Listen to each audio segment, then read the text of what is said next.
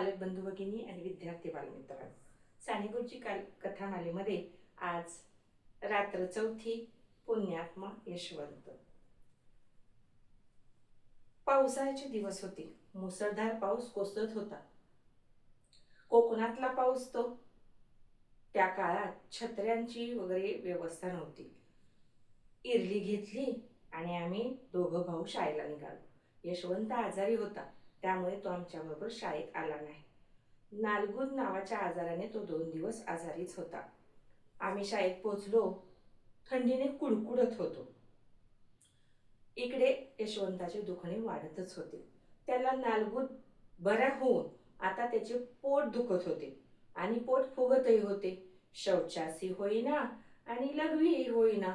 तो गडबडा लोळत होता आणि पाणी प्यायला मागत होता, पण लोक त्याला पाणी देत नव्हते.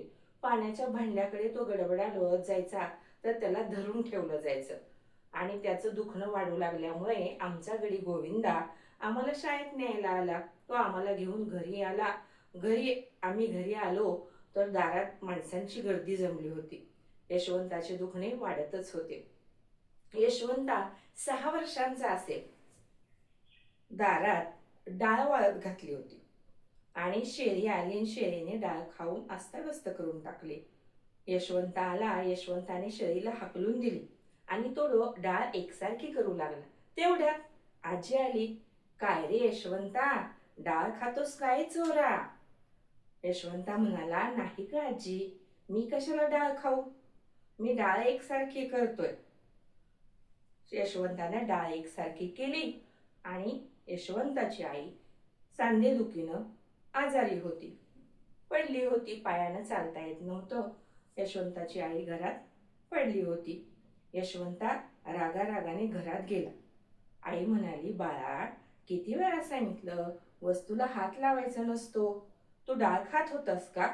नाही गा आई, सगळे तुम्ही मलाच म्हणता डाळ खात होतास का? देवा शपथ, मी डाळीला हात लावला नाही, डाळ खाल्ली नाही, असं म्हणत तो परत तणतणत घराच्या बाहेर आला आणि एका झाडाखाली जाऊन रडत बसला. हा आदल्या दिवशीचा प्रकार. आणि खरंच की काय त्याच्या मनाला एवढं लागलं होतं. न्याय मिळवण्यासाठी परमेश्वराकडे जावं लागतं का काय, म्हणून तो निघाला होता. यशवंता क्षीण आवाजात बोलत होता. आईला म्हणत होता, आई, मला काही नको, तू फक्त माझ्याजवळ बस. तू माझ्याजवळ असशील तर मला भीती वाटणार नाही. आई म्हणाली, हो रे बाळा. आईने यशवंताचे डोके मांडीवर घेतले.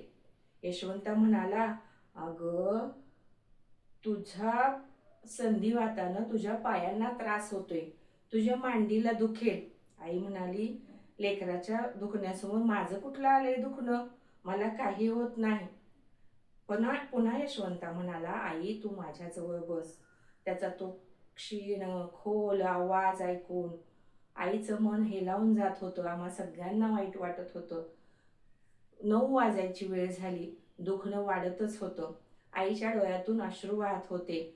यशवंताचा आवाज ऐकून आईच्या हृदयाला, आमच्या हृदयाला घरे पडत होती. यशवंताचं दुखणं वाढतच चाललं होतं. आईच्या डोळ्यातले अश्रू यशवंताच्या चेहऱ्यावर पडल्यानंतर यशवंताने प्रेम भक्तीने आणि प्रेमाने डोळे उघडले. आईकडे एकदा दृष्टी टाकली आणि थोड्या वेळाने तो राम राम म्हणत आम्हा सर्वांना सोडून देवाघरी गेला. यशवंत आमच्यातून निघून गेला.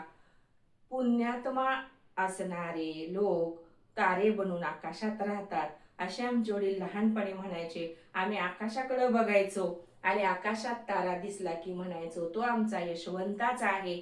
आम्ही एकमेकांना सांगायचो, तो आमचा यशवंताच आहे.